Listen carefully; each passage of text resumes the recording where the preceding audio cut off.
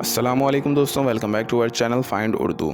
Swag का मतलब है स्टाइल या कॉन्फिडेंस भरा रवैया।